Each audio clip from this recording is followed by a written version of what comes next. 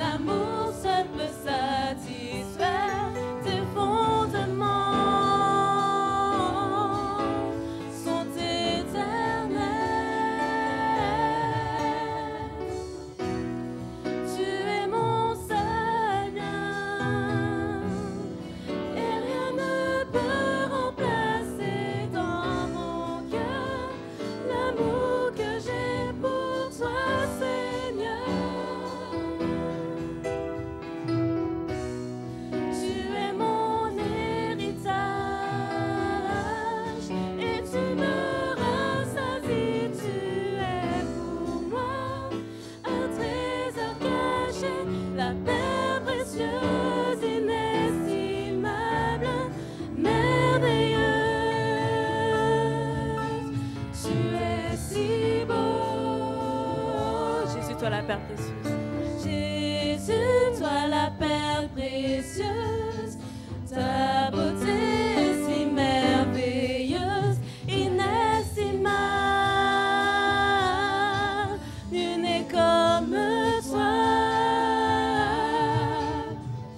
Jésus, la pierre angulaire, ton amour seul peut satisfaire tes fondements sont éternels.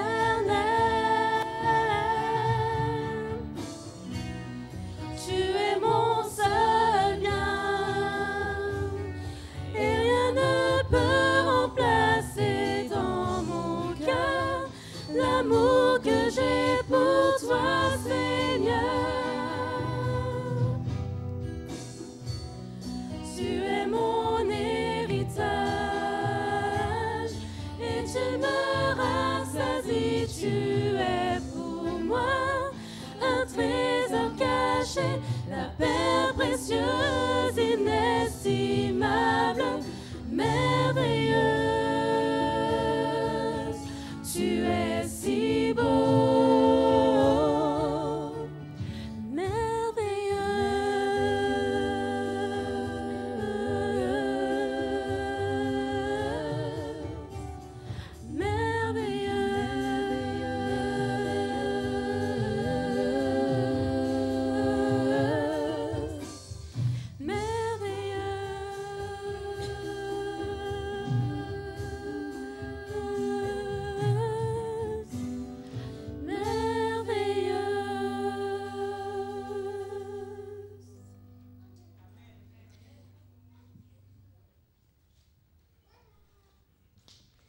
Ton nom est grand, Seigneur.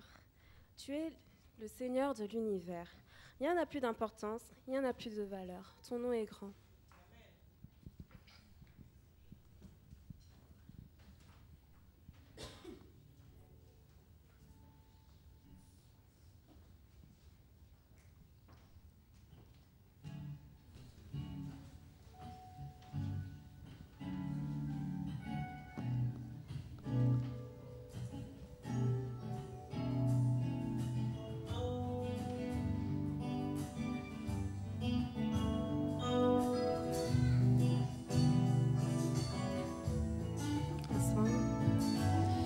je viens dans ta présence, Seigneur de l'univers. Rien n'a plus d'importance, rien n'a plus de valeur. Je viens chercher ton cœur,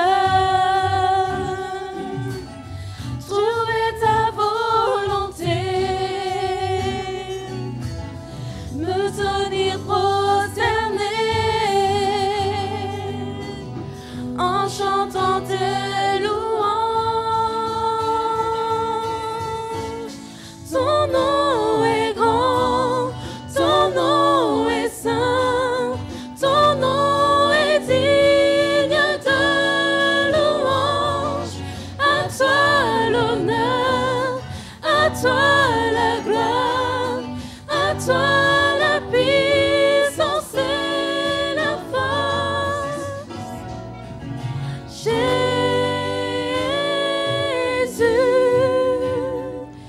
agneau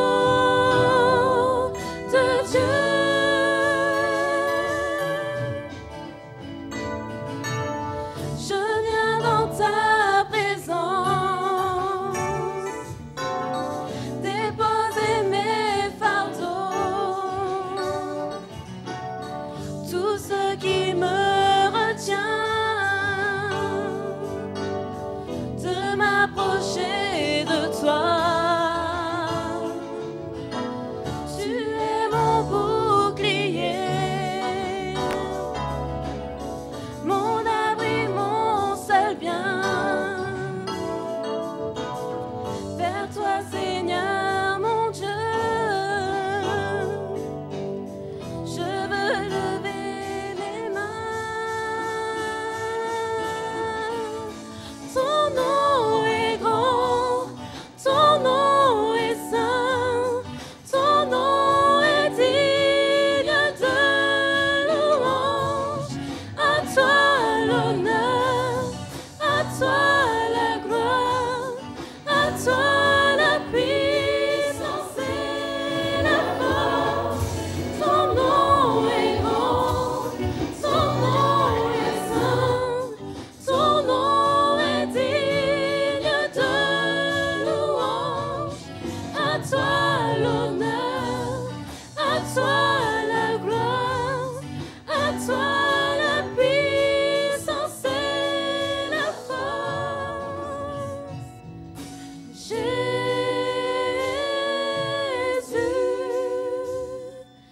agneau de Dieu.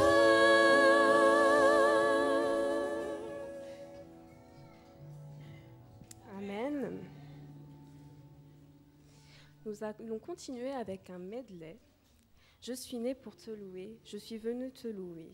Je suis né pour te louer, pour glorifier ton nom en toutes circonstances.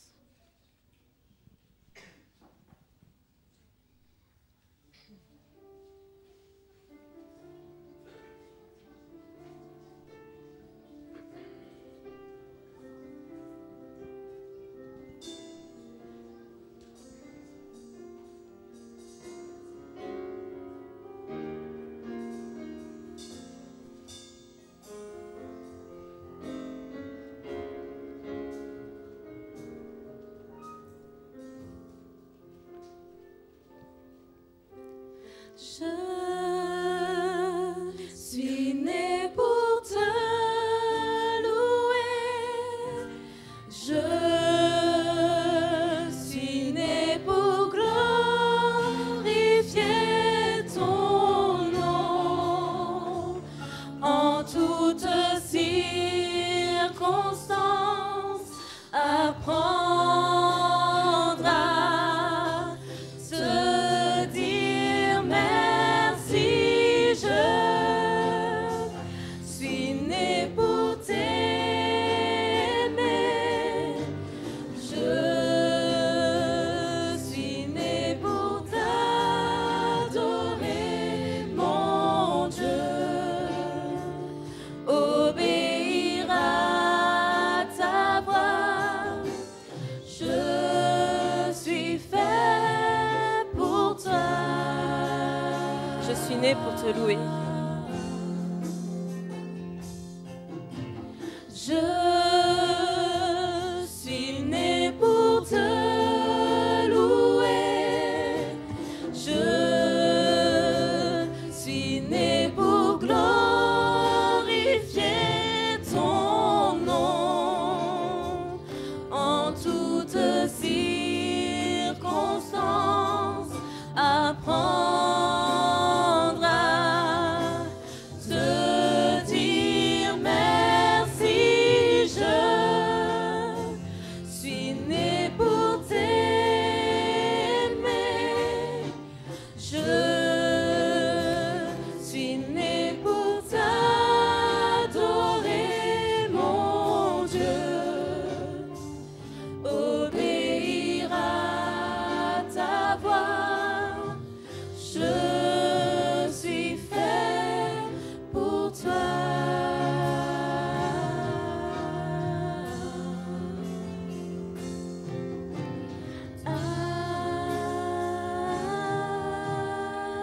Je suis venu te louer.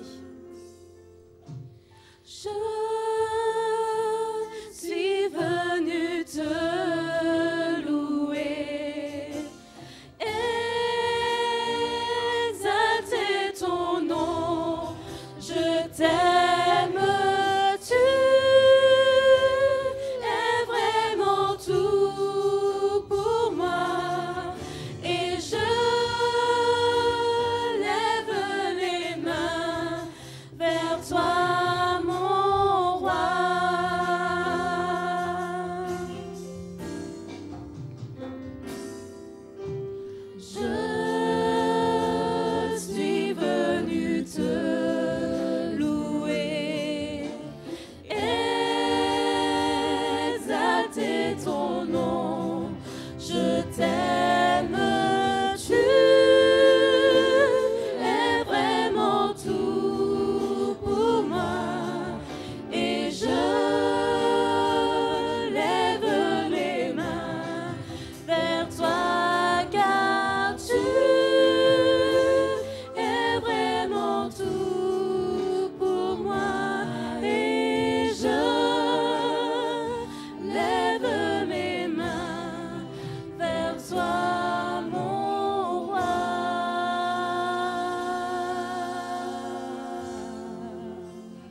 Amen.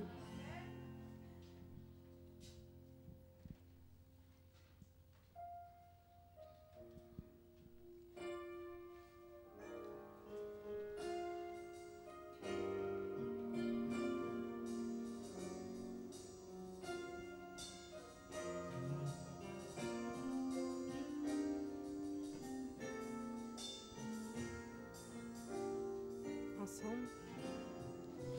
Oh, la gloire de ta présence resplendit sur nous, ton temple. Viens élève-toi, sois béni, roi des rois, car ta gloire nous remplit. Ta présence nous envahit.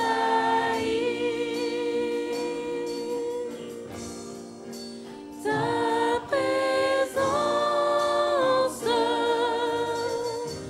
nous envahit.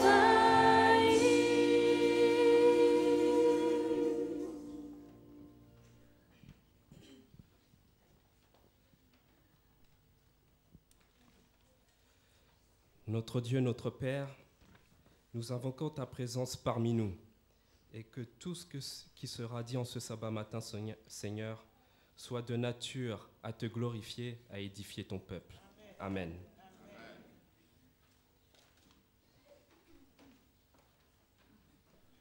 Afin de nous présenter devant notre Dieu, humiliés, nous allons lire le texte biblique qui se trouve dans 2 Chroniques 7, verset 14.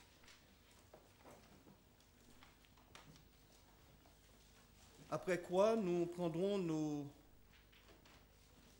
hymnes et louanges et entonnerons le 271, les strophes 1 et 2. Si mon peuple, sur qui est invoqué mon nom, s'humilie, prie et cherche ma face, et s'il se détourne de ses mauvaises voies, je l'exaucerai des cieux, je lui pardonnerai son péché et je guérirai son pays. Que Dieu bénisse la lecture de sa parole. 271.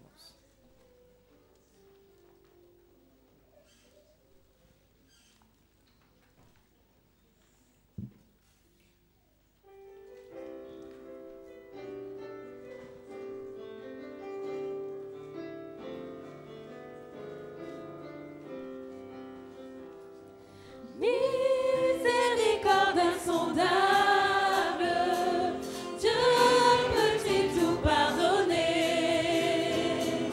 À souverain si grand coupable et mes péchés oubliés. Jésus, je viens à toi, tel que je suis, je viens à toi. Jésus, je viens à toi, tel que je suis, prends-moi. Longtemps j'ai loin de sa face, provoquer son sein courrouce. Fermer mon cœur à sa grâce, blesser le lien devant tout.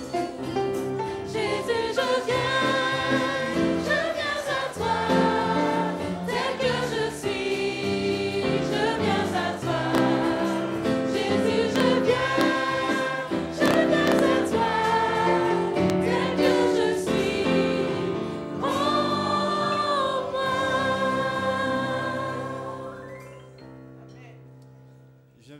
J'invite donc tous ceux qui le peuvent à s'agenouiller avec moi. Nous allons prier le Seigneur.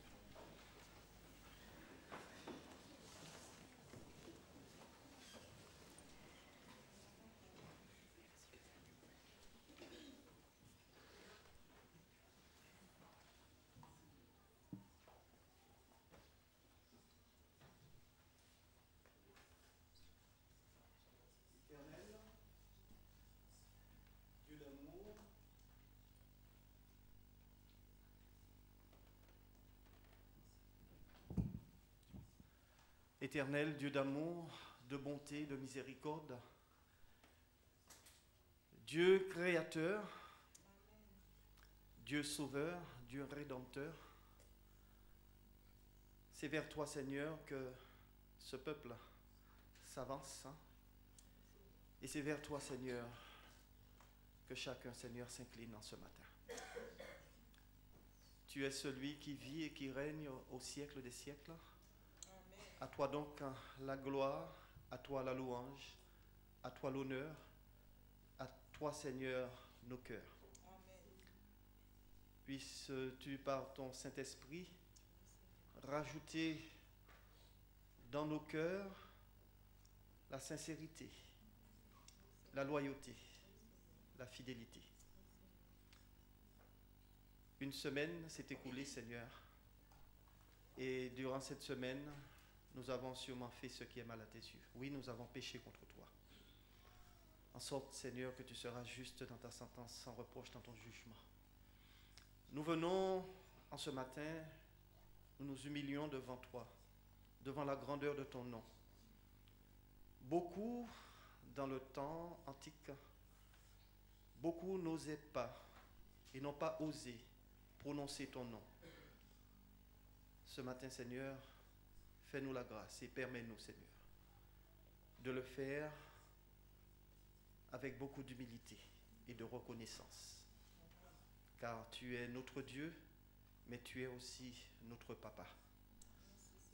Donc, nous nous avançons vers toi avec la crainte qui t'est due, sachant que tu es un Papa d'amour, et nous pouvons le faire en toute quiétude. Merci donc pour ton amour, merci donc pour le pardon de nos péchés, et merci de nous jeter un regard favorable. Ce peuple prosterné devant toi s'incline, s'humilie et reconnaît que tu es Dieu de toute éternité. Durant la semaine, Seigneur, tu nous as fait du bien, tu nous as comblés, tu nous as permis de vaquer à nos occupations. Certes, nous avons parmi nous ceux qui sont malades, d'autres découragés, d'autres sont dans de grandes difficultés. Mais il y a aussi beaucoup qui sont là en ce matin, avec la joie dans le cœur. Cette joie, Seigneur, répands-la dans le cœur de tous ceux dont l'âme endolorie te prie. Tu connais les aspirations de chacun. Tu connais les pensées de tout un chacun. Relève, Seigneur. Relève chacun d'entre nous. Relève ceux, Seigneur, qui sont fatigués, ceux qui sont chargés. Et rebâtis cette muraille de Jérusalem. Et permets à chacun de pouvoir se retrouver en toi. Père, je voudrais aussi placer entre tes mains ceux qui sont malades. Tu les connais déjà, à la personne du petit Timothy, de Michel, de la sœur Maria, d'Elsa, Seigneur, de Stacy et de Benjamin aussi. Et tous ceux et toutes celles, Seigneur, dont j'oublie les noms, que tu les combles, Seigneur, de ta présence. Et que, Seigneur, chacun puisse ressentir cette force, cette joie, cette paix que tu donnes. Bénis, Seigneur, tout ce qui sera fait en ce jour. Et que, Seigneur, ceux qui auront à rompre le pain en ce midi, la personne de Graziella, Eden et aussi Émilie, que tu, Seigneur, leur donnes cette force, cet état d'esprit, et surtout, Seigneur, que chacun puisse humblement s'effacer et que tu puisses être vu de tout un chacun, que ta voix puisse se faire entendre à travers l'organe de ces prédicateurs du jour, et que nous puissions sortir d'ici édifiés et contents, Seigneur, que tu nous aies parlé. Père, remplis-nous de ta présence, remplis tout un chacun de ta paix, et que ton bon esprit puisse planer sur cette église, et que l'atmosphère du ciel puisse remplir cette maison. Je te prie aussi de bénir ceux qui nous suivent par l'intermédiaire du net et que chacun aussi soit édifié. Que ta paix, que ton nom, que ta grâce, que tout ceci, Seigneur, puisse remplir nos âmes et que ton nom soit magnifié aujourd'hui et dans les siècles à venir. Au nom de Jésus, je t'ai prié et pour ta plus grande gloire. Amen.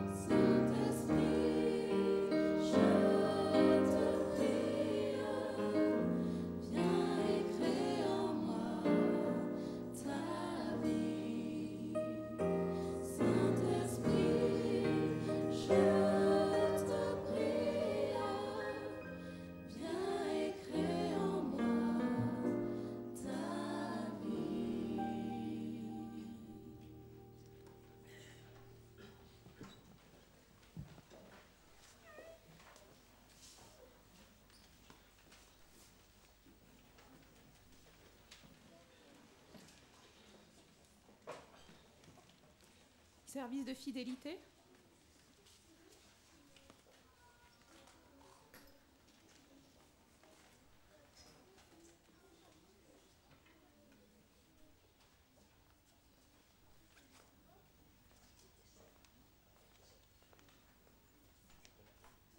Célébrez ces bénédictions. Donnez aux autres et Dieu vous donnera. On versera dans la grande poche de votre vêtement une bonne mesure, bien serrée et secouée, débordante. Dieu mesurera ses dons envers vous avec la mesure même que vous employez pour les autres. Nous sommes les canaux par lesquels Dieu déverse ses bénédictions. Ses bienfaits sont à partager généreusement et avec empressement. Ellen White écrit « Le Seigneur n'a pas l'intention de venir sur la terre pour y apporter de l'or et de l'argent en vue de faire progresser son œuvre. Il accorde des biens à des êtres humains, leur demandant de faire avancer son œuvre par des dons et des offrandes. Parmi les buts que doit se proposer l'emploi des biens confiés par le Seigneur, le plus important est l'entretien des ouvriers dans la moisson. Et si des hommes sont disposés à devenir des intermédiaires par lesquels les bénédictions célestes pourront se déverser sur d'autres, le Seigneur leur accordera ses bienfaits. Le fait de rendre à Dieu la part qui lui revient ne saura nous appauvrir. C'est au contraire en retenant que l'on s'appauvrit. Gardons les canaux ouverts. Nous avons reçu gratuitement, donnons gratuitement. J'invite le diacre et la diaconesse à passer dans les rangs et nous chanterons ensemble « Où est ton trésor ?»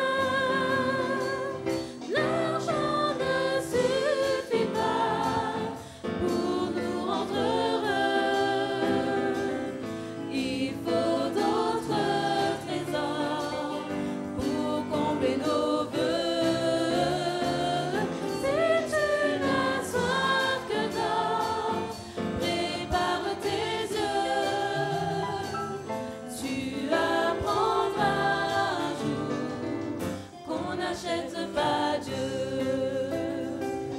Amassez-vous.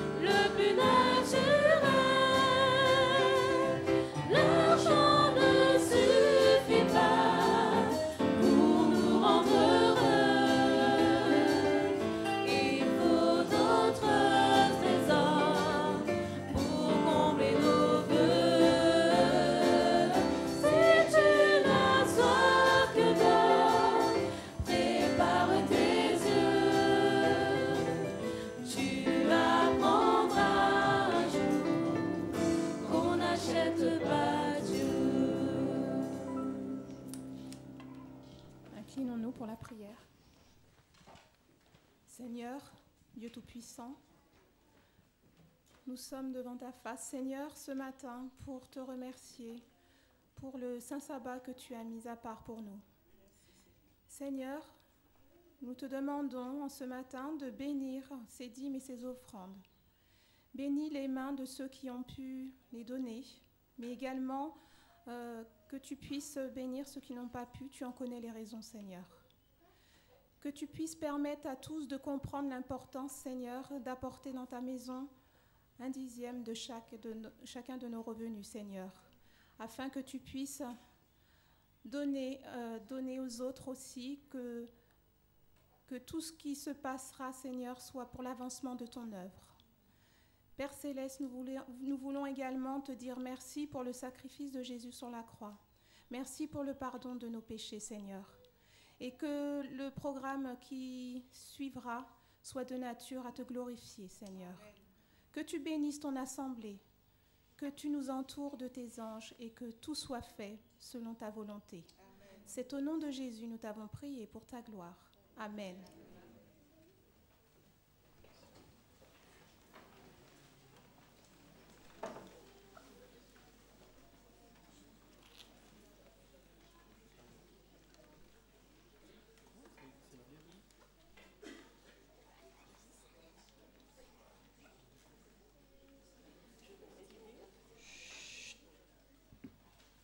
Silence dans la maison de l'Éternel, dans le lieu où nous le consacrons.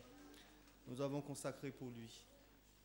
Ce matin, je suis chargé, et ce n'est pas une charge, de vous souhaiter une cordiale et chaleureuse bienvenue, mais une cordiale à la façon et chaleureuse à la façon de Puiseux-Pontoise. Donc ensemble, à l'unisson, nous allons vous dire bienvenue. À toi, 1, 2. Bienvenue. Voici comment nous vous accueillons ici avec le sourire en plus. Parmi nous, il y a sûrement ceux qui viennent pour la première fois. Est-ce qu'ils peuvent me faire un petit signe de la main? Ceux qui viennent pour la première fois. N'hésitez pas, n'hésitez pas. Voilà. À ma gauche, c'est l'équipe des jeunes qui nous viennent de Versailles, je crois, et d'Elancourt. Versailles. Quand on parle de Versailles, on pense toujours au château et au roi soleil qui ne vous a pas donné le soleil pour nous amener ce matin. Mais vous nous avez amené le soleil qui se trouve dans vos cœurs, et là, c'est un autre roi soleil qui a placé ce soleil dans vos cœurs. Donc, merci pour votre soleil, et merci à tout un chacun de profiter de l'occasion qui nous est donnée de nous retrouver ensemble pour fraterniser. Nous aurons ce moment à la sortie, donc je vous demande de vous sentir à votre aise et de permettre que le Saint-Esprit puisse agir dans vos cœurs, dans le cœur de tout un chacun, et que cette sincérité qu'il nous a donnée puisse se faire jour en vous rencontrant, en vous saluant et en remerciant le Seigneur les uns pour les autres. Donc, bienvenue à tout un chacun.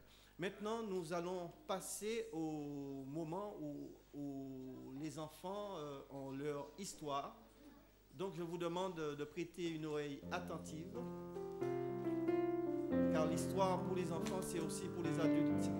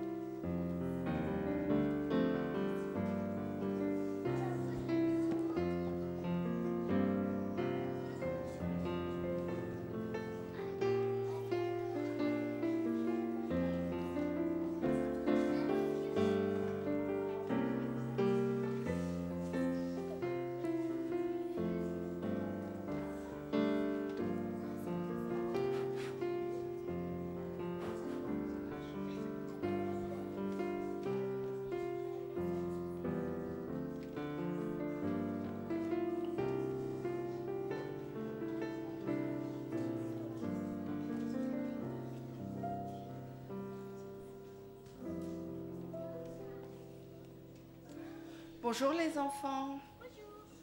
Ça va bien? Alors ce matin, je vais vous lire une histoire. Je ne vais pas raconter, mais je vais lire. Alors il faut que vous ouvriez bien vos oreilles et que vous fermiez vos bouches pour que vous puissiez comprendre. Elle sera très courte, mais il faut bien écouter. Hein? Ok, Nolan? Oui? Oui? Alors on fait chut. Chut. On ferme la bouche, on ouvre les oreilles et on écoute. Et on regarde aussi. D'accord? L'histoire de ce jour est l'histoire du fils prodigue qui a été extrait dans le livre de Luc, chapitre 15. Jésus dit encore, un homme a 2 fils.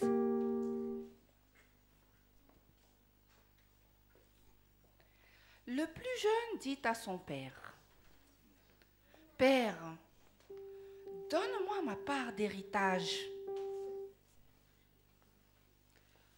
Alors le père partage ses richesses entre ses 2 fils.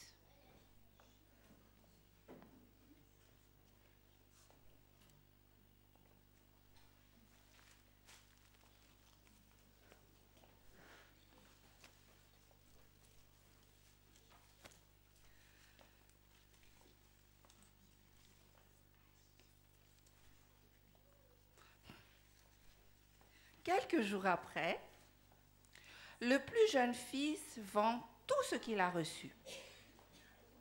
Et il part avec l'argent dans un pays très éloigné. Là, il se conduit très mal. Il dépense tout son argent. Et quand il a tout dépensé, une grande famine arrive dans le pays. Et le fils commence à manquer de tout. Alors il va travailler pour un habitant de ce pays. Cet homme l'envoie dans les champs, garder les cochons. Le fils a envie de manger la nourriture des cochons, mais personne ne lui en donne. Alors, il se met à réfléchir et il se dit, chez mon père, tous les ouvriers ont assez à manger.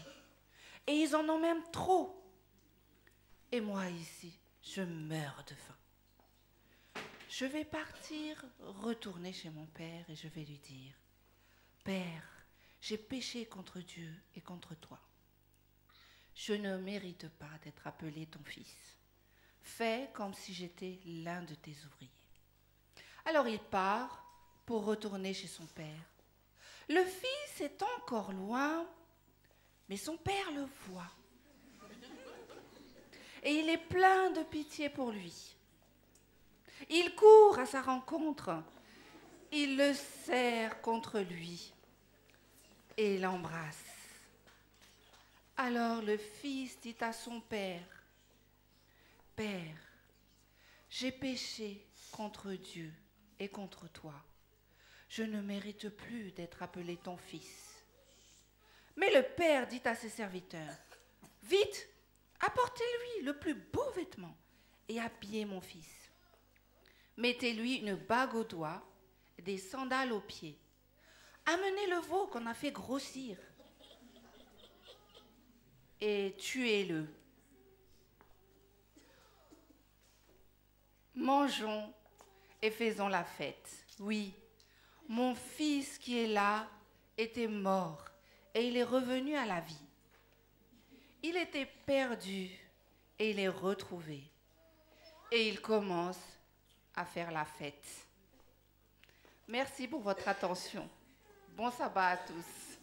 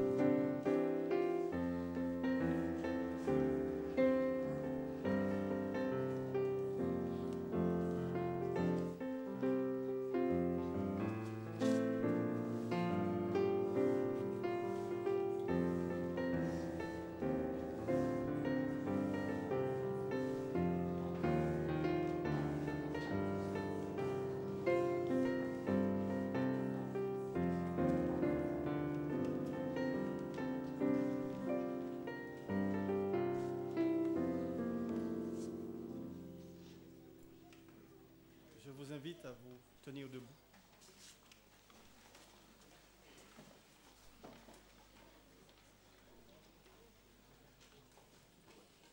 Je lirai dans Luc 4, les versets 18 et 19.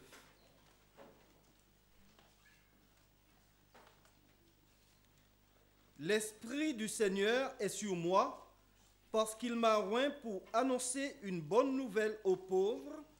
Il m'a envoyé pour guérir ceux qui ont le cœur brisé, pour proclamer aux captifs la délivrance et aux aveugles le recouvrement de la vue, pour renvoyer libres les opprimés, pour publier une année de grâce du Seigneur. Que Dieu bénisse la lecture de sa parole.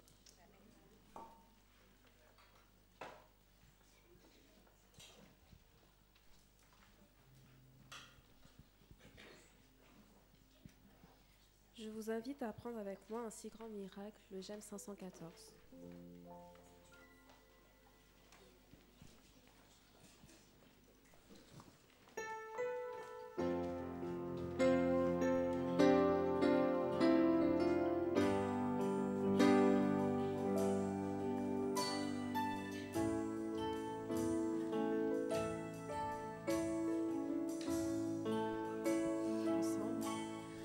Dieu, quel amour pour moi, quelle patience, tu as conduit vers toi mon ignorance. Comment pouvais-je alors saisir ce que ton cœur voulait m'offrir? Un si grand miracle, un don si précieux, sa mort à la Pâque nous ouvre les yeux. Son salut remplace ma condamnation. Mon péché s'efface par ta rédemption. Loué sois-tu, Dieu Tout-Puissant. Loué sois-tu.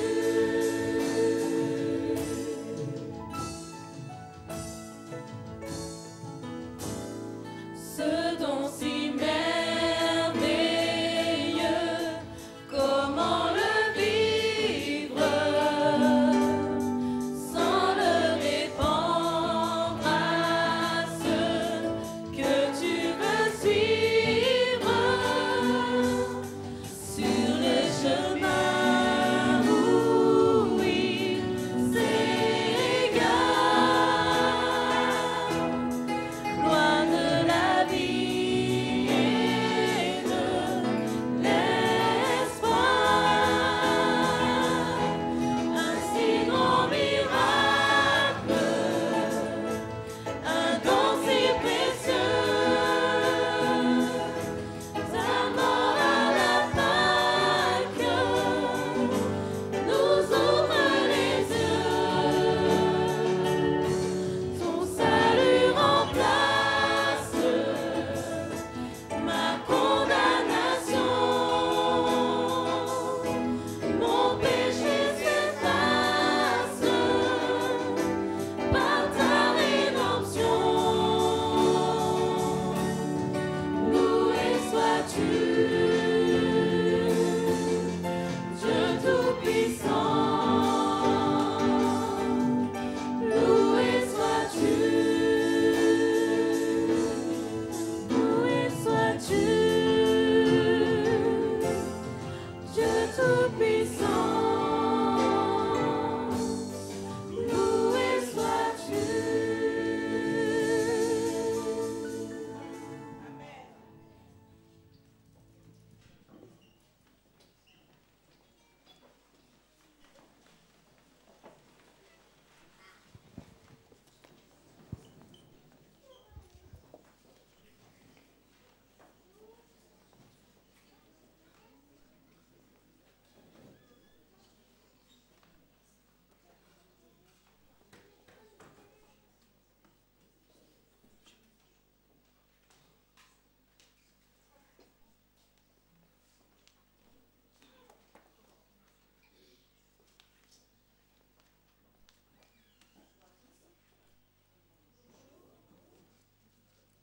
Bonjour à tous.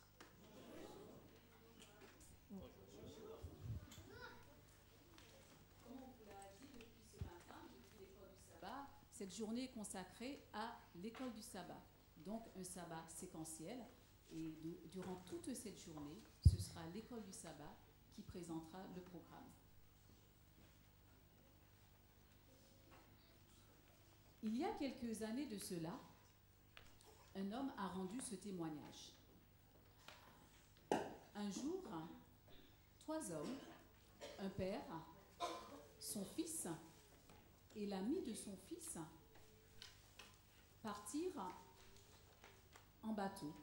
Cette journée, il faisait très beau. Le matin, un beau soleil, le temps magnifique. Et ils allèrent passer la journée en mer.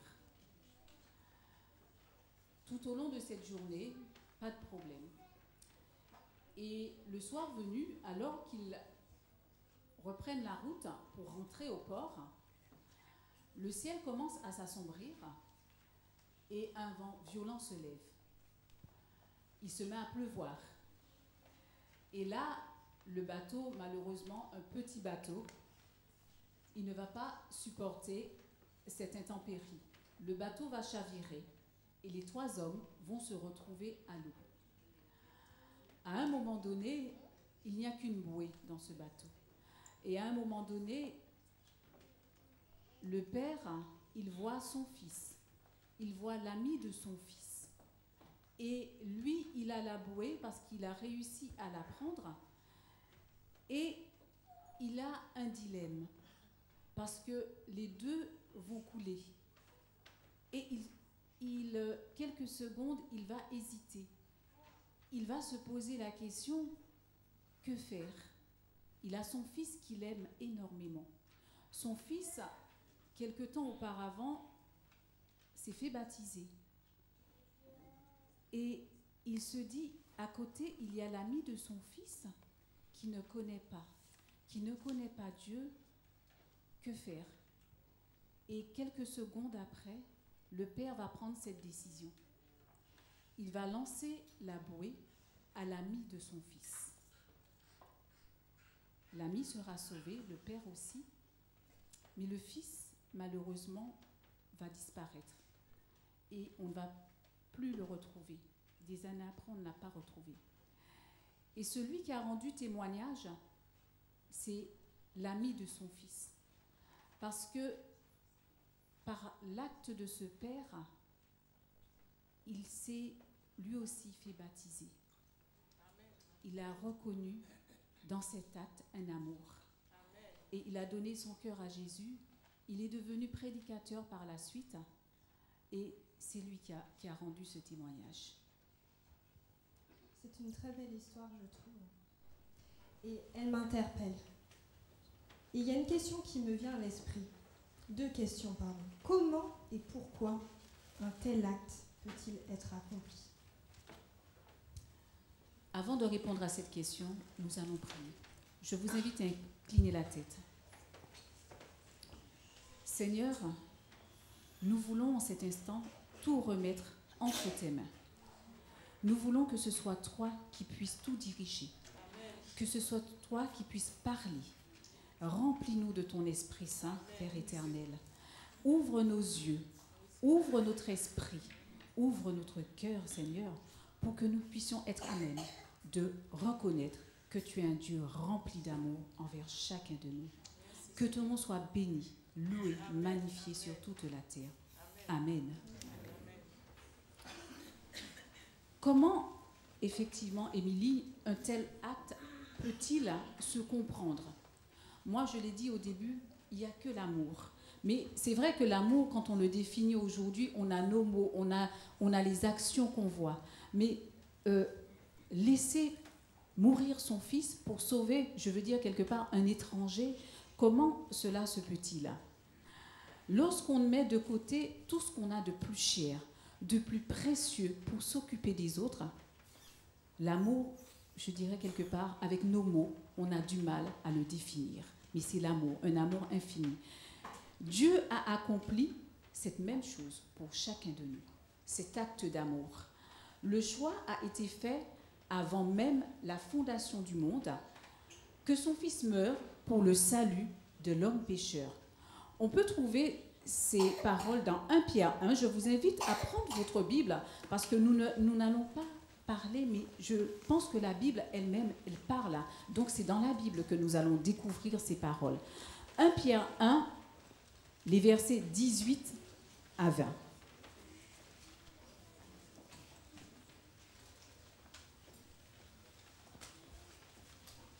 Vous savez en effet que ce n'est point par des choses périssables, argent ou or, que vous avez été rachetés de la vaine manière de vivre, héritée de vos pères, mais par le sang précieux du Christ, comme d'un agneau sans défaut et sans tache. Il a été désigné d'avance avant la fondation du monde et manifesté avant la fin des temps à cause de vous. Effectivement, Pierre nous dit que ce n'est pas par des choses périssables que nous avons été rachetés, mais par cet amour que Dieu a manifesté envers chacun de nous. Et moi, je peux entrevoir cet amour que Dieu a manifesté. Je peux juste l'entrevoir parce que nous sommes tellement limités qu'on n'a pas... notre perception ne nous permet pas d'aller au-delà de cela. Jean 3, verset 16 dit, ce verset que tout le monde connaît, « Car Dieu a tant aimé le monde qu'il a donné son Fils unique, afin que quiconque croit en lui ne périsse point, mais qu'il ait la vie éternelle. »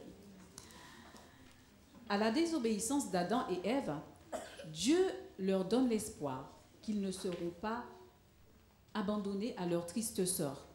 Et cet espoir leur est donné par un acte que Dieu va faire, le sacrifice. Un agneau sera tué pour pouvoir couvrir la honte, la nudité d'Adam et Ève. Mais dans ce symbole, il y a quelque chose de profond. Un sacrifice qui sera perpétué de génération en génération pour marquer les mémoires, pour dire, ce sacrifice, il sera vivant. Le Messie viendra pour pouvoir sauver l'homme. Et c'est ce sacrifice que Jésus a consenti à accomplir pour nous. La Bible explique la mission de Jésus en plusieurs étapes. Et ensemble, nous allons aborder ces différentes étapes en traitant sur 2 points. Le premier point, la vie de Jésus sur terre, où nous développerons premièrement comment Jésus a-t-il commencé sa mission, puis où il l'a commencé, et enfin, comment Jésus a-t-il accompli sa mission de sauvetage. Et notre deuxième point, ce sera sur la mort de Jésus, le but de sa mort. Nous allons tout d'abord commencer avec notre première question. Comment Jésus a-t-il commencé sa mission? Justement, comme l'expliquait très bien Graziella tout à l'heure, le plan de la rédemption a été conçu bien avant la fin du monde. Et justement, ce n'était pas la fondation du monde. Pardon, excusez-moi. Et donc, ce plan-là n'a pas été conçu au hasard. Mais pour pouvoir répondre à cette question, il faut savoir que c'est déjà d'une part l'amour de Dieu qui fait que cette question reste quand même tout de même un mystère. Mais, comme on disait, elle commence déjà bien avant la création du monde. Et tout à l'heure, nous avons lu le passage de 1 Pierre 1, versets 18 à 20. Donc, mais on sait déjà que justement, la mission de Jésus prend effet à partir de sa naissance, car il était le Messie promis selon les prophéties. Et nous pouvons lire dans Ésaïe 7, verset 14. Je vous invite à prendre Ésaïe 7, verset 14.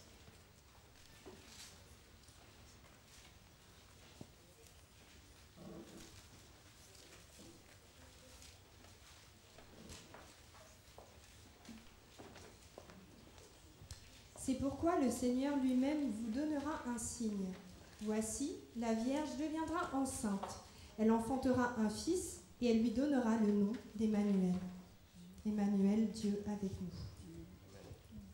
Donc, même si la Bible relate très peu de choses sur la jeunesse de Jésus, il n'en est moins que c'est une période qui reste très importante, car c'était une période de préparation. Donc, nous voyons déjà dans Luc chapitre 2, à partir de verset 41, qu'il nous est relaté l'échange que Jésus avait avec les docteurs de la loi, qui furent très surpris par son intelligence et ses réponses.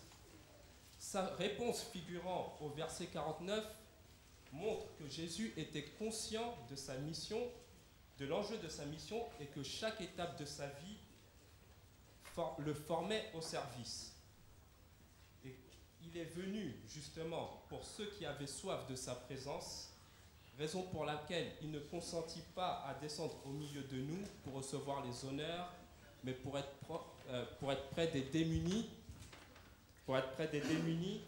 que ça soit les démunis spirituels, physiques et sociaux. Et justement, nous avons le psaume 72, verset 13, qui nous fait comprendre la raison pour laquelle Jésus a tant de compassion pour nous. Donc, psaume 72, verset 13, qui dit « Il aura pitié du misérable et de l'indigent, et il sauvera la vie des pauvres. » Donc, là, effectivement, nous voyons que Jésus n'est pas venu uniquement pour les pauvres. Il ne faut pas comprendre que Jésus est venu uniquement pour les pauvres, mais que son offre s'étend à tout le monde. Mais néanmoins, il est venu pour ceux qui ont manifesté le besoin de l'avoir dans leur vie. Je peux juste une chose, c'est vrai qu'effectivement Jésus n'est pas venu pour les pauvres, mais il a consenti à vivre cette vie de pauvreté et d'humilité, et pour nous montrer par là même que même si nous sommes dans le besoin, même si quel que soit notre sort, même s'il est modeste, si nous nous confions en Dieu, nous pouvons vivre. Et c'est vrai que quelquefois on a l'impression que dans l'abondance, avec plein de choses, on est bien. Mais il nous a montré même avec cette modestie, mais la vie, elle est belle. Amen. Mais il faut savoir apprécier ce que Dieu met à notre portée. Amen. Puis Jésus va grandir et une chose extraordinaire va se passer dans sa vie, son baptême. La Bible nous dit dans Matthieu 3, versets 16 et 17, que nous allons lire: « Dès que Jésus eut été baptisé, il sortit de l'eau. Et voici, les cieux s'ouvrirent, et il vit l'Esprit de Dieu descendre comme une colombe et venir sur lui. Et voici, une voix fit entendre des cieux de ces paroles. Celui-ci est mon Fils bien-aimé, en qui j'ai mis toute mon affection. » On voit deux manifestations qui se font à ce moment-là. D'une part, le Père qui atteste que Jésus est son Fils et qu'il est envoyé par lui. Et deuxièmement, le Saint-Esprit qui descend sur Jésus sous forme d'une colombe. Et effectivement, pour accomplir sa mission, Jésus avait besoin du Saint-Esprit pour le guider chaque jour. De même que la Bible nous relate dans plusieurs passages, c'est poussé par le Saint-Esprit que Jésus se déplaçait de lieu en lieu et qu'il accomplissait des miracles. De même, c'est poussé par le Saint-Esprit qu'il accomplissait toutes les prophéties qui le concernaient. Et ces prophéties accomplies pouvaient attester pour ses contemporains qu'il était vraiment le Messie. Amen. Après son baptême, Jésus va dans le désert. Et on le voit avec toute sa tristesse, enfin pas sa tristesse, mais je dirais plutôt sa fatigue, la faim qui l'assaille. Et lui, il reste là, en prière, en communion avec Jésus. Et ne voilà-t-il pas, avec son Père, pardon, Dieu, merci. Et ne voilà-t-il pas que Satan, le maître de la mort, s'approche de lui, Bible en main, pour la déformer, pour confondre Jésus. Et on voit qu'il remet sa divinité en question. Si tu es le Fils de Dieu. Et il le répète encore et encore. Mais Jésus, lui, quelques jours auparavant, à son baptême, se rappelait les promesses, la parole de Dieu qui lui était qui lui avait été adressé lors de son baptême, lui disant « Celui-ci est mon fils bien-aimé ». Donc Jésus s'accrochait aux paroles et à la main de son Père. Émilie, il y a une chose importante que tu as dit, c'est que dans ce désert de la tentation, le maître de la mort, Satan, s'approche Bible en main. Ça, c'est un point à souligner parce que c'est vrai que quand nous sommes tentés, comment, effectivement, quand le malin s'approche de nous, c'est toujours Bible en main. C'est toujours avec des paroles de la Bible, mais déformées. Mais ce qu'il y a, c'est que si nous n'étudions pas, si nous n'avons pas le discernement, comment pourrions-nous distinguer que ce qui est en train d'être dit, il y a vraiment un pourcentage infime d'erreurs. Mais ça, on peut le distinguer seulement à l'étude. Et c'est là que c'est très important de comprendre que dans la tentation, le malin ne va jamais venir pour montrer qu'il est le malin. Parce que dans ce désert, il n'est pas venu avec son habit de malin, il est venu avec un habit d'ange de lumière. Et n'importe qui n'est pas vigilant, qui n'a pas l'Esprit de Dieu, qui n'a pas cette communion avec Dieu, ne peut pas distinguer. Et ça, c'est important de comprendre qu'au moment de la tentation, quel que soit qu'on puisse se dire « Oh, je pourrais résister, mais non, je ne vais pas y tomber », il faut faire très attention. Parce que ce sont des choses qui peuvent dépasser notre entendement.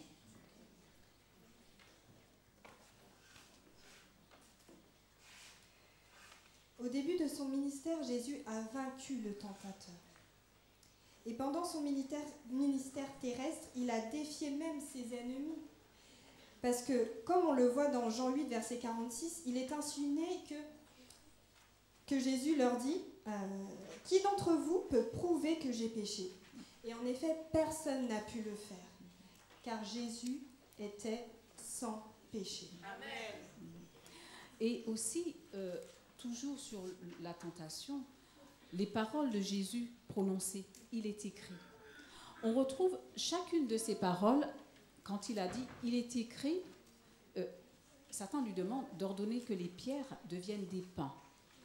Il dit que l'homme ne vivra pas seulement de pain, mais de toute parole qui sort de la bouche de Dieu.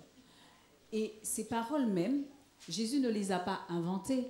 Il ne venait pas juste de se dire « tiens, je vais dire ça ». Ce sont des paroles que lui-même avait prononcées des milliers d'années auparavant et qu'on retrouve dans Deutéronome 8, versets 2 et 3. Si on se rappelle ce que Moïse est en train de dire, dans Deutéronome, Moïse va faire ses mémoires et il va rappeler au peuple tout ce qui s'est passé auparavant. Et à un moment donné, il leur dit dans Deutéronome 8, versets 2 et 3, « Souviens-toi que tu étais en Égypte ». On peut le prendre pour ceux qui, peut-être, qui n'ont pas encore lu ce passage, qui est très intéressant, Deutéronome 8, versets 2 et 3. Tu te souviendras de tout le chemin que l'Éternel ton Dieu t'a fait pendant ces 40 années dans le désert, afin de t'humilier et de t'éprouver pour reconnaître ce qu'il y avait dans ton cœur. Et si tu observais ses commandements, oui ou non. Il t'a humilié, il t'a fait souffrir de la faim, il t'a nourri de la manne, que tu ne connaissais pas, et que n'avaient pas connu tes pères, afin de t'apprendre que l'homme ne vit pas de pain seulement, mais que l'homme vit de tout ce qui sort de la bouche de l'Éternel. Amen. Et donc, ce sont des paroles réelles. Il est écrit des milliers d'années auparavant. Et je crois que dans les deux autres tentations, on retrouve ces mêmes paroles dans Deutéronome aussi. Donc justement, il figure également dans Deutéronome 6, verset 13. Et justement, ce verset fait référence à Matthieu 10, verset 13, où justement, Satan disait...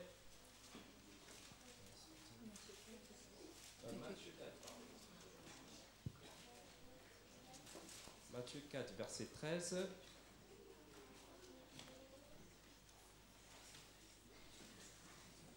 Ah oui. Non, verset 10. Le diable le transporta encore sur une montagne très haute, lui montra tous les royaumes du monde et leur gloire. et lui dit, je te donnerai tout cela si tu te prosternes et m'adores. Justement, là, Jésus nous montre encore, a voulu nous montrer l'exemple que à chaque fois que nous faisons face à la tentation, nous devons toujours nous reposer sur ce qui est écrit. C'est le seul moyen pour nous de pouvoir justement de nous relever face à la tentation et d'y faire face. Et donc nous avons aussi également un autre texte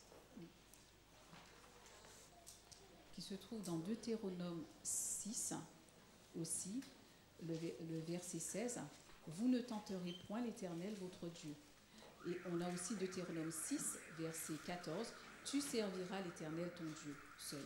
Et c'est vrai que ce sont des paroles que, quand on étudie les paroles, la Bible, que ce soit l'Ancien, le Nouveau Testament, se complètent. On retrouve ces choses. Ce ne sont pas des paroles qui ont été, comme je disais tout à l'heure, Jésus ne prononce pas des paroles inventées.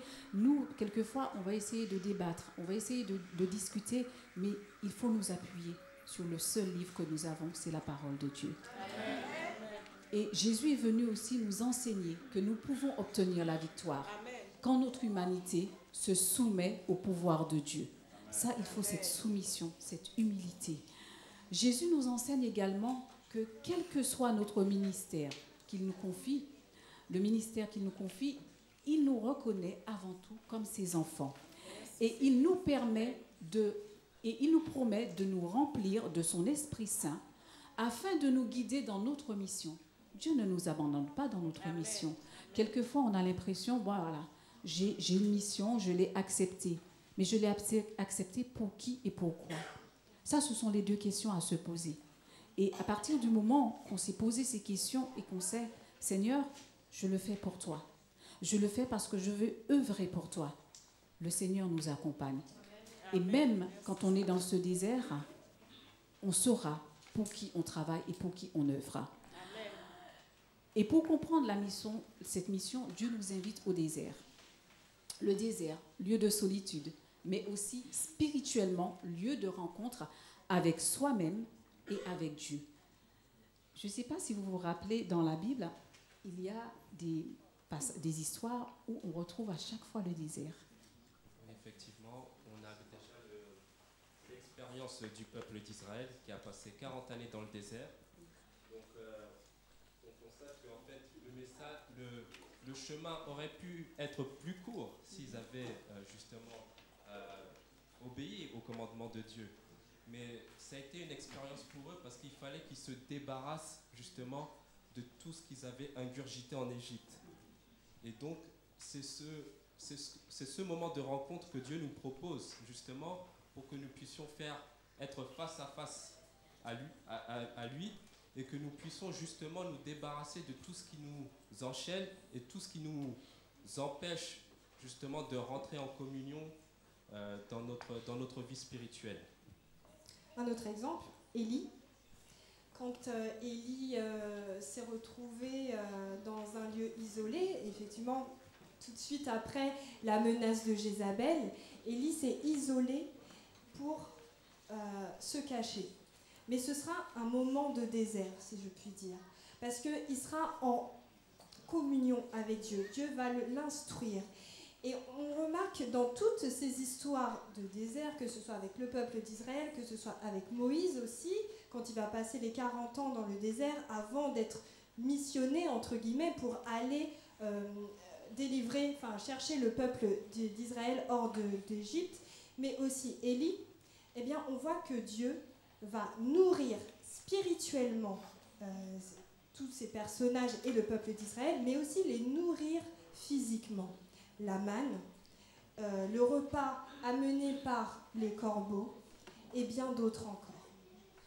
Il y a un auteur qui a dit « Ce qui embellit le désert, c'est qu'il y a un puits. » Et moi, c'est vrai que moi, dans le désert, je sais que ce puits, c'est Jésus-Christ. Et on pourrait dire, mais quand Jésus-Christ est là dans le désert, mais je suis contente parce que je sais que je peux m'abreuver à cette source, parce que Jésus lui-même se définit comme étant la source d'eau vive. Si on a soif, qu'on vienne à lui. Et on n'aura plus jamais soif à partir du moment qu'on va boire de cette eau vive. Et le désert, je dirais, en tant que chrétien, on a besoin de passer par ce désert. Ce désert, ce point de rencontre avec nous-mêmes et avec Dieu. Et quand on aura bu à cette eau, on pourra continuer notre route. Et la soif, on ne va même pas la ressentir.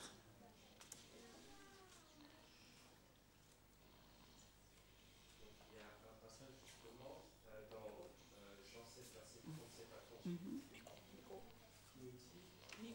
Ah, pardon. Excusez-moi.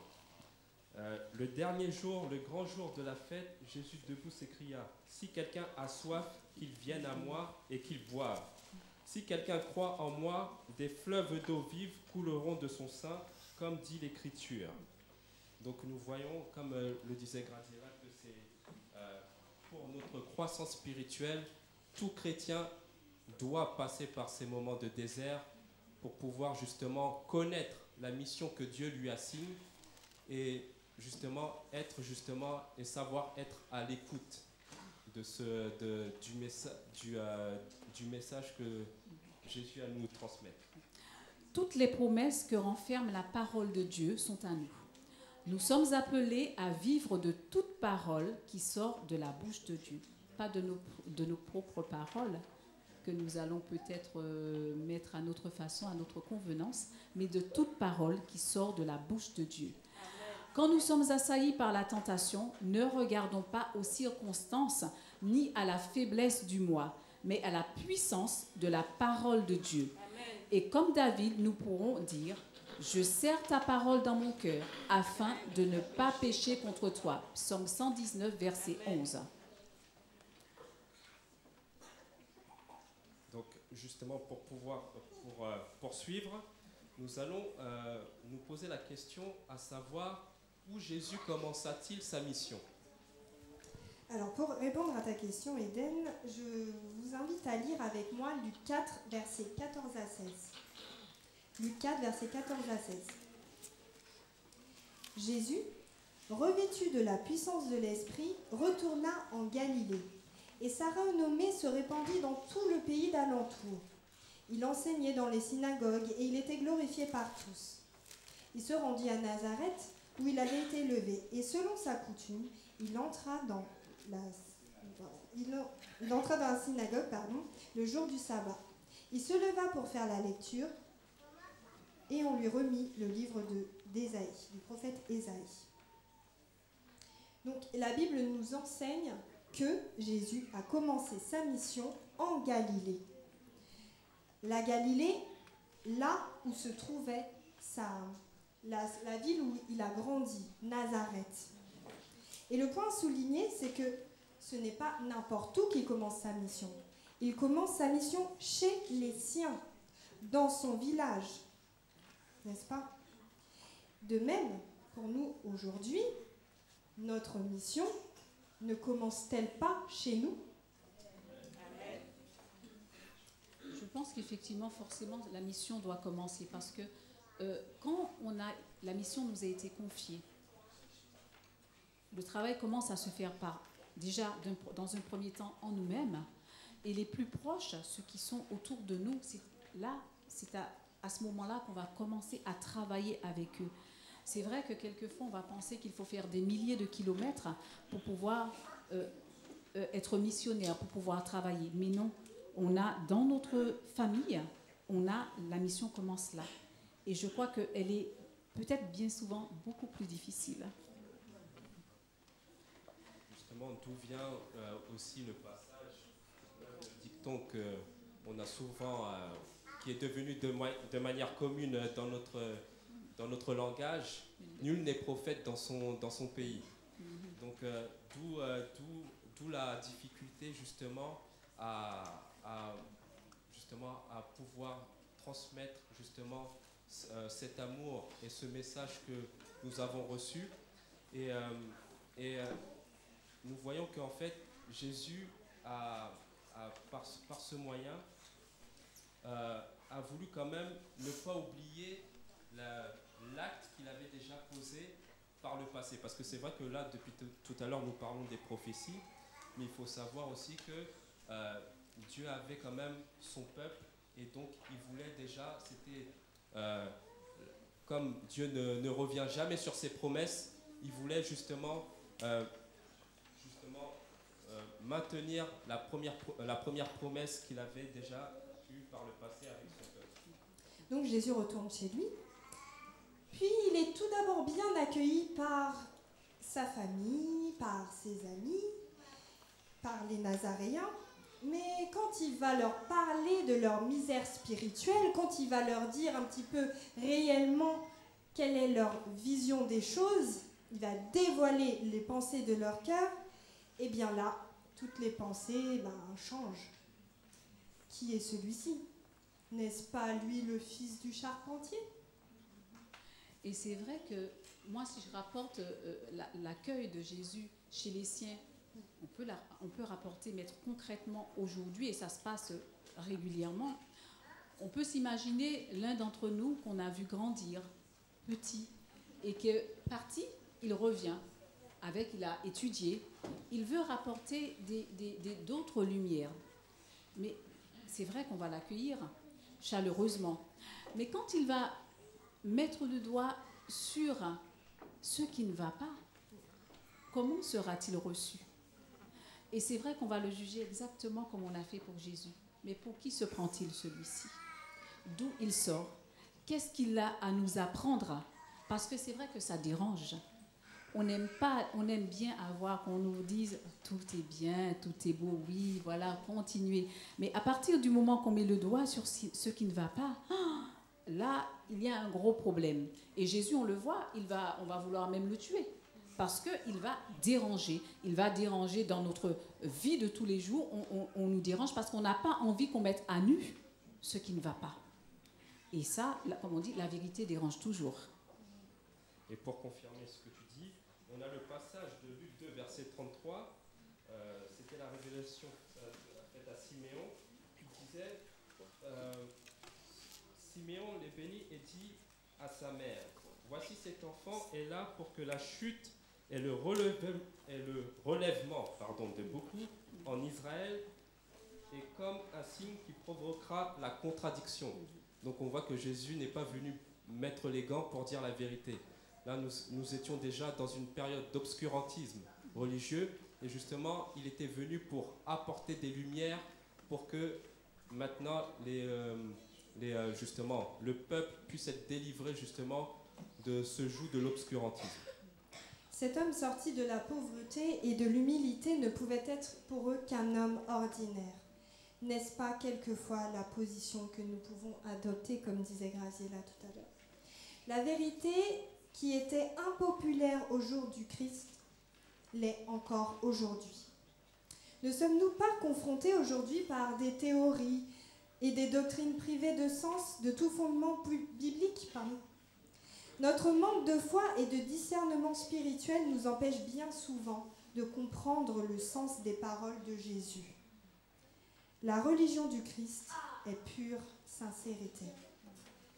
Quelquefois, nous pouvons également nous attacher à des traditions et, à l'instar des conducteurs juifs, être aveuglés par notre orgueil spirituel. Et c'est vrai que souvent, on est dans des formats bien précis. On dit, voilà, tout est réglé, tout est minuté. Et c'est vrai que quand on sort du format, on fait autrement. Là, on commence à s'inquiéter, on se pose des questions, mais voilà, on n'a pas l'habitude, c'est pas comme ça qu'on fait. Notre seul fondement, c'est la Bible. On n'a pas, c'est vrai que tout autour, ce que nous mettons autour, effectivement, bon, il y a une organisation, mais la Bible, pour moi, c'est le seul fondement.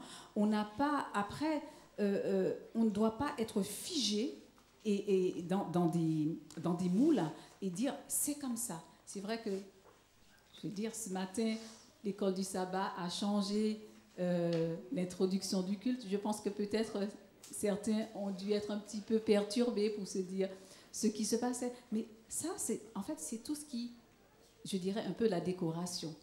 Mais le fondamental, c'est la parole de Dieu. C'est l'instruction que nous devons tirer de la Bible. C'est ça le fondamental. Maintenant, on va voir comment Jésus a accompli sa mission de sauvetage.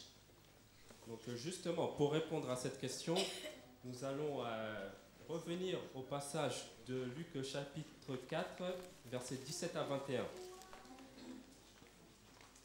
Et donc, nous voyons que ce récit, justement, que Jésus est en train de lire, résume parfaitement la mission qui lui a été assignée sur terre. Premièrement, il faut se poser la question, comment a-t-il été qualifié pour la mission ? Il est dit dans le verset 18, « L'Esprit du Seigneur est sur moi », ce qui veut dire qu'il a reçu la bénédiction et la permission de parler au nom du Seigneur. Point important, ce qui permet de faire la différence entre les vrais et les faux prophètes. C'est vrai que là, nous sommes à tout temps, nous avons toujours eu des personnes qui se sont présentées disant qu'ils parlent au nom du Seigneur, mais jamais ne se sont reposés sur le Seigneur lui-même, qui est la base de tout fondement. Amen. Donc, je vous invite à prendre Jean 3, verset 34, qui nous confirme justement comment Dieu envoie ses missionnaires. Donc, Jean 3, verset 34 dit « Car celui que Dieu a envoyé dit les paroles de Dieu, parce que Dieu ne lui donne pas l'esprit avec mesure. » Donc nous voyons qu'à partir de ce moment-là, Jésus vient avec la puissance de l'esprit pour pouvoir délivrer son message. Deuxièmement, comment a-t-il été commandité ? Parce qu'il a été oint. Être oint signifie être à la fois être digne et consacré à l'appel. À partir de ce moment, nous voyons que Jésus-Christ est disposé à entrer dans sa mission pour pouvoir apporter la bonne nouvelle. Car c'est sur lui que tout repose. Et nous avons justement l'apôtre Paul qui le dit très bien dans Éphésiens 2, verset 20. Vous avez été édifiés sur le fondement des apôtres et des prophètes, Jésus-Christ lui-même étant la pierre angulaire. Donc, il a été donc consacré pour appeler les pauvres. Il faut savoir que Jésus-Christ est venu pour réunir, mais aussi renouer, c'est le terme exact que je cherchais, renouer ce contact avec ce peuple que les pharisiens, eux dont avaient la charge, méprisaient justement et rejetaient. En agissant de la sorte, ils rompirent leur engagement d'être les fidèles serviteurs du Maître par excellence. Pour ceux qui étaient pauvres en esprit, c'est-à-dire ceux qui sont conscients de leur fragilité spirituelle, Jésus-Christ leur dit, c'est à eux que l'évangile est destiné. Ensuite, il est venu délivrer le captif, car l'évangile est une proclamation de liberté par le mérite de Jésus-Christ. Amen. Amen. Donc le pécheur est libéré par les liens du péché et de la corruption. Nous pouvons obtenir cette liberté en étant dépendants de Jésus-Christ. Il est venu apporter la guérison aux aveugles. Amen. Par la puissance de sa grâce, à ceux qui sont dans l'obscurité, Jésus vient nous dire qu'il a du collier pour nettoyer nos yeux, car il est le chemin, la vérité et la vie. Puis il est venu proclamer une année de grâce, c'est-à-dire un repos réconciliant Dieu avec sa créature, sur la base d'une nouvelle alliance, afin que l'humanité soit acceptable à Dieu. Donc là, on voit qu'il y a le terme année de grâce, donc qui fait allusion à l'année du jubilé.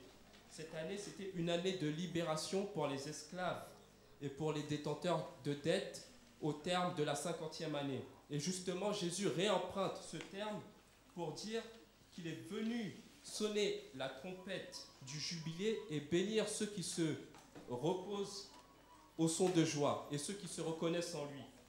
Et donc, Jésus, à ce moment-là, Jésus, en se présentant, dit que le jour du salut est enfin arrivé.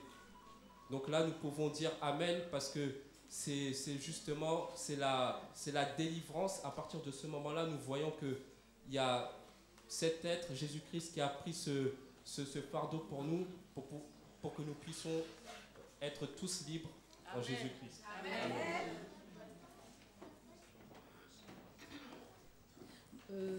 Dans ce que tu viens de dire, Eden, on voit que tout est fondé sur l'amour. Mais moi, quand je regarde la vie de Jésus, je vois cette vie de renoncement, cette vie d'abnégation. Et c'est vrai que dans le monde, on parle de personnes qui ont effectivement tout donné, qui ont fait beaucoup de choses pour les autres, mais nulle part, quand on lit toutes les paraboles, quand on lit la vie de Jésus, à aucun moment, Jésus ne s'est servi de sa toute-puissance pour lui-même. Et ça, c'est un point important. Parce que, par exemple, je prends par exemple au puits de Jacob, quand il y a la femme samaritaine, à un moment donné, il a soif. Il a la toute-puissance. Il peut très bien se servir d'eau, mais il attend, il ne fait rien, il n'y a personne autour de lui. Il aurait très bien pu réagir et puis dire, bon allez, j'ai soif, le temps que mes disciples reviennent de la ville, je peux faire un miracle pour moi-même. Jamais. Et sur la croix, même un larron va l'interpeller pour lui dire, mais si tu es le Fils de Dieu, descends, sauve-toi et sauve-nous. Jamais. Et ça, c'est cette vie d'abnégation. Il s'est totalement oublié pour se consacrer aux autres. Et ce renoncement, on aura beau décrire la vie d'autres personnes, d'autres personnages qui ont vécu et qui vivent encore, jamais on ne retrouvera cette vie d'abnégation. Et ça, c'est Jésus-Christ. Et autre chose intéressante, c'est que dans sa vie, dans son ministère, c'est que Jésus guérissait. Et il guérissait d'une manière particulière. Avant d'agir, il demandait toujours « Veux-tu être guéri ?» ou « Que veux-tu que je fasse pour toi ?» Moi, je trouve que ces deux questions nous montrent deux types de guérison. On a la guérison physique et la guérison spirituelle. La guérison physique, c'est la guérison de toutes les maladies, si par exemple on a une infirmité, enfin on connaît toutes sortes de problèmes de santé que l'on rencontre aujourd'hui. Eh bien Jésus peut nous guérir. Amen. Il y a également la guérison spirituelle. Effectivement, nous sommes tous enclins au péché. Nous pouvons avoir des faiblesses, nous pouvons avoir de mauvaises tendances. Eh bien, Jésus est la solution pour le péché. Et pour illustrer ce que je viens de dire, on a également l'histoire des 10 lépreux, n'est-ce pas? Donc, qu'on retrouve dans Luc 17, versets 11 à 19. Effectivement, quand on voit ces 10 lépreux qui viennent vers Jésus et qui lui demandent expressément de le guérir, il leur dit « Allez vers les sacrificateurs, montrez-vous pour que vous puissiez être, pour prouver votre guérison. » Et sur le chemin, ils sont tous guéris. Cependant, un seul revient sur ses pas. Et quand il revient sur ses pas, il loue Dieu, il glorifie Dieu et il remercie Jésus en se prosternant devant lui. Il le reconnaît en tant que médecin. Il le reconnaît en tant que celui qui peut le guérir totalement, physiquement, mais également spirituellement. Mais quant aux 9 autres, qu'est-ce qu'on peut dire? Moi, je dis effectivement, 9 sont partis avec une guérison physique, mais un seul a eu les deux, la guérison physique et spirituelle. Et c'est vrai que Jésus a accordé beaucoup d'importance aux besoins physiques de ceux qui venaient implorer son aide. Parce qu'il connaissait déjà le cœur, parce que Dieu connaît à l'avance le cœur des autres. Il savait leur état spirituel, mais avant toute chose, veux-tu être guéri? Il accordait cette importance aux besoins physiques, parce qu'il avait conscience que le corps et l'esprit sont si intimement liés que ce qui affecte l'un affecte l'autre. Et c'est vrai que quand nous sommes malades, bien souvent, la maladie nous décourage. Des fois, on n'a pas envie de. On se dit non, je suis trop fatiguée, je n'ai pas envie. Je ne me sens pas bien, je n'ai pas envie. La maladie. Et ça, c'est important de comprendre qu'effectivement, à travers ces besoins physiques, Dieu nous apporte cette grâce et il nous guérit. Il peut nous guérir des deux, physiquement aussi bien que spirituellement. Mais ce qui est important pour nous, c'est la guérison spirituelle.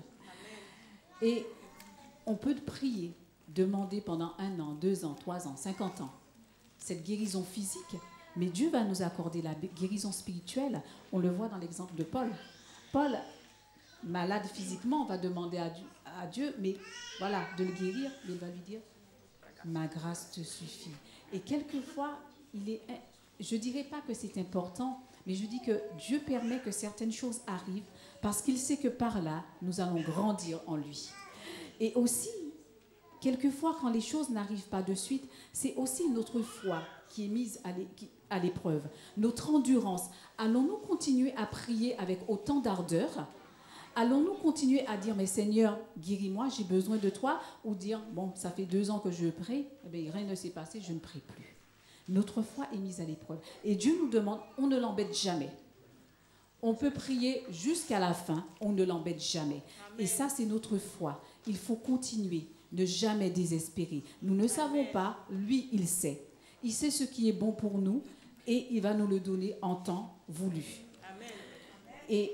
Mais c'est vrai que cette guérison, il avait conscience aussi que le corps est la porte d'accès de l'âme.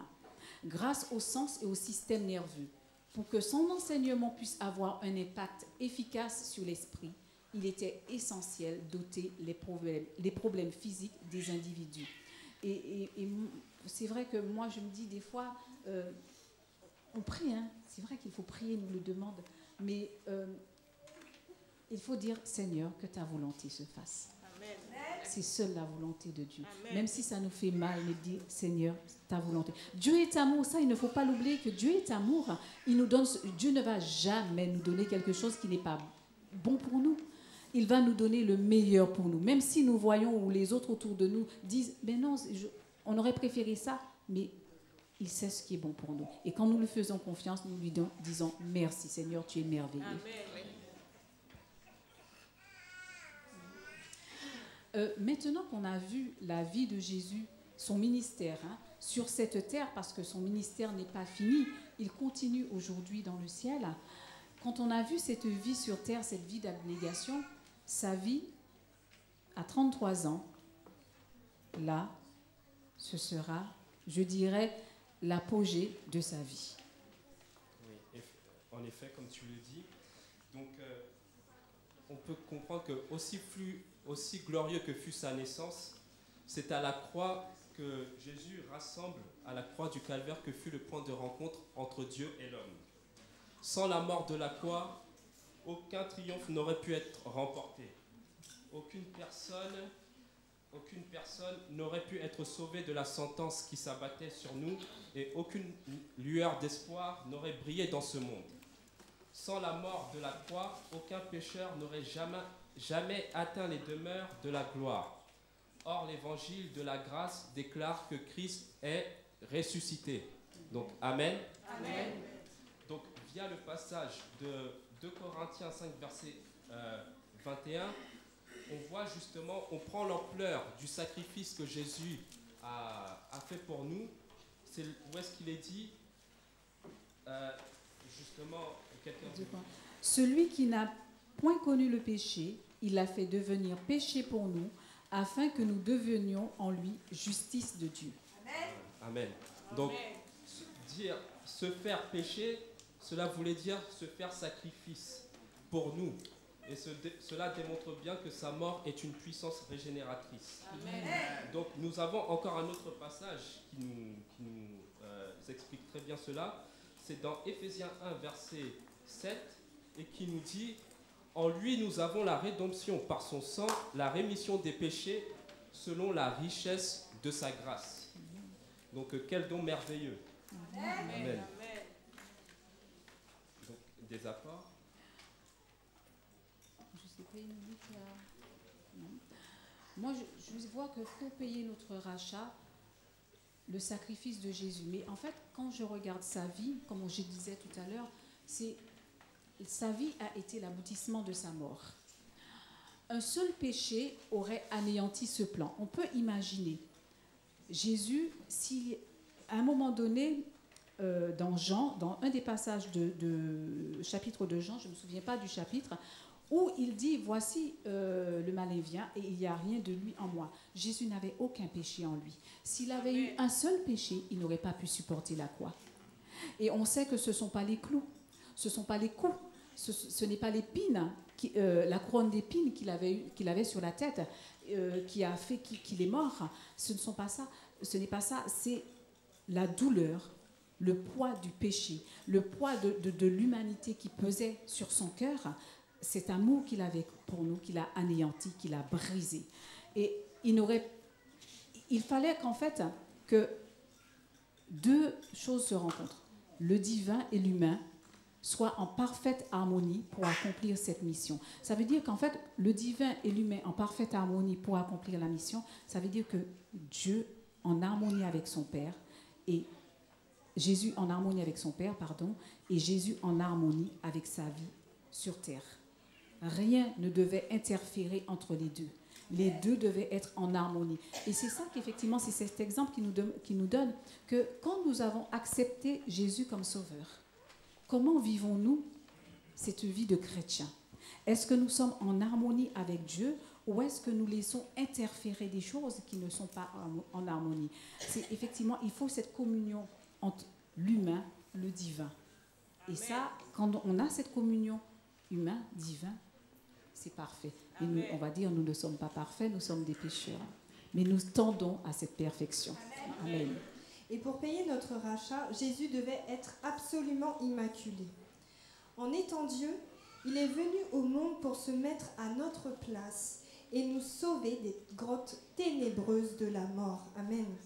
Il devait obtenir la victoire là où Adam et Ève avaient échoué. Matthieu 1, verset 21 déclare que Jésus a été envoyé pour sauver son peuple de ses péchés. Et c'est par ses souffrances, par son sang versé, sa mort, que Jésus a payé ma faute. Et c'est par ses souffrances, son sang versé et sa mort qu'il a également payé ta faute. Amen. Et c'est pour cela qu'il a pu dire sur la croix, tout est accompli. Amen. Amen. On voit que la mission de Jésus était l'événement le plus important de l'histoire. Jésus est vraiment le centre de l'histoire. Et je ne sais pas si vous avez déjà fait le rapprochement quand nous avons tous été étudiants, et quand on regarde nos livres d'histoire, il y a un point, il y a un temps T qu'on n'enlève jamais dans la chronologie de l'histoire humaine.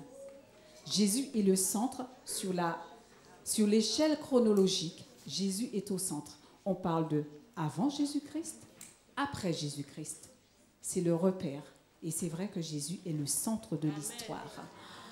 Mais pour comprendre cela, il faut vraiment que nous nous laissons guider. Parce que cela n'aura aucun impact sur nous si, en ayant compris tout cela, nous ne faisons pas de Jésus le centre de notre vie.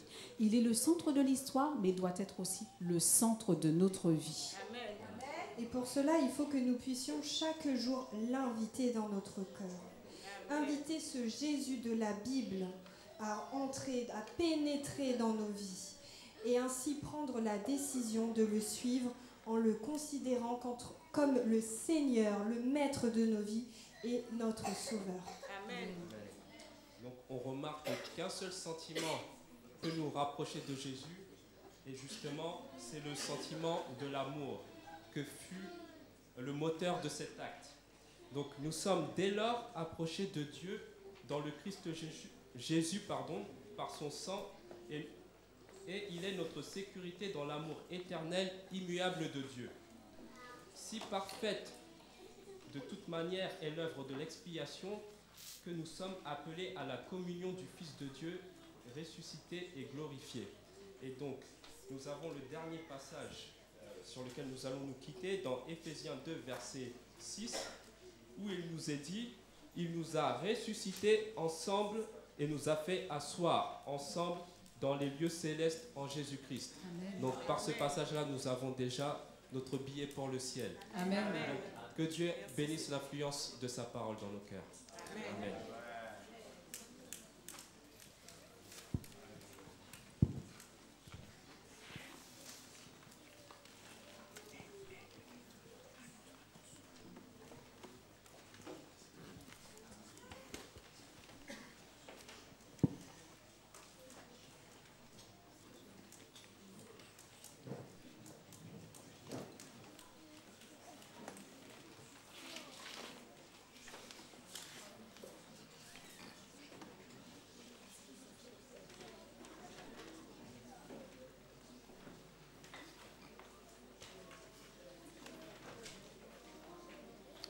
nous allons avoir droit à un chant spécial, un chant de la chorale des enfants. Prêtons une oreille attentive.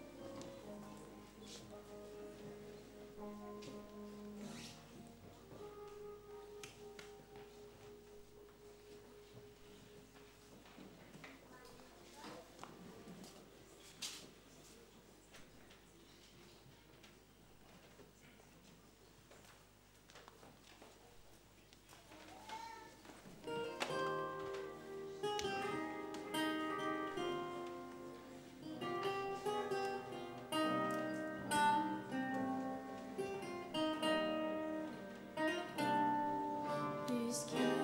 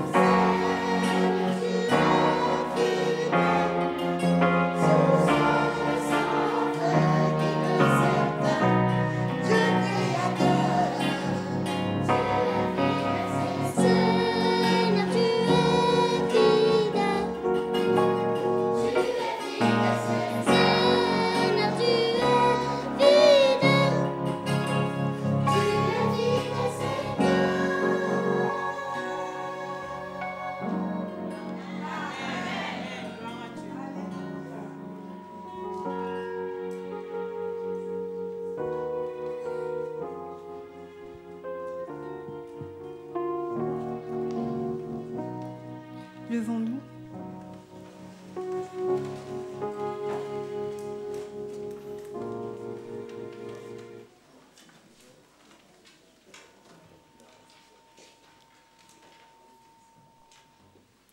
Seigneur, merci parce que tu es fidèle. Merci parce que tu es notre ami.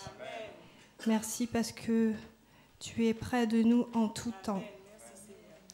Merci aussi parce que dans ta mission, tu es allé jusqu'au bout pour que nous soyons tous sauvés et pour que nous puissions accéder à la vie éternelle. Gloire à toi, Père, gloire à toi, Jésus, gloire à toi, Saint-Esprit. Grave toutes ces paroles dans nos cœurs. Aide-nous à les comprendre, à les saisir et transforme nos cœurs. Seigneur, que nos vies soient transformées et que nous puissions également impacter sur ceux qui nous entourent. Seigneur, que tes paroles ne soient pas des paroles qui rentrent et qui ressortent, Seigneur, mais qu'elles puissent rester et croître dans nos cœurs. Bénis-nous, accorde-nous un bon sabbat et que toute la gloire te revienne dès maintenant et à jamais. Au nom de Jésus, Amen.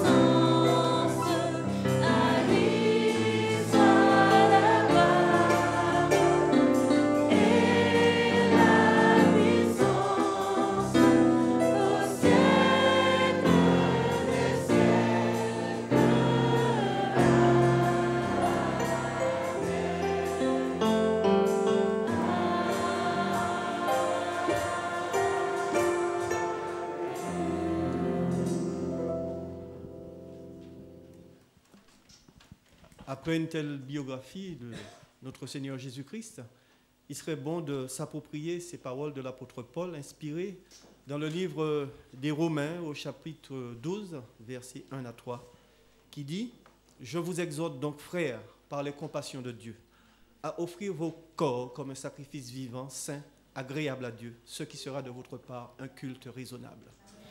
Ne vous conformez pas au siècle présent, mais soyez transformés par le renouvellement de l'intelligence, afin que vous discerniez quelle est la volonté de Dieu, ce qui est bon, agréable et parfait. » Recevons donc la bénédiction du Seigneur. Que la paix et la charité, avec la foi, soient données aux frères de la part de Dieu, le Père et du Seigneur Jésus-Christ. Que la grâce soit avec tous ceux qui aiment notre Seigneur Jésus-Christ d'un amour inaltérable. Amen.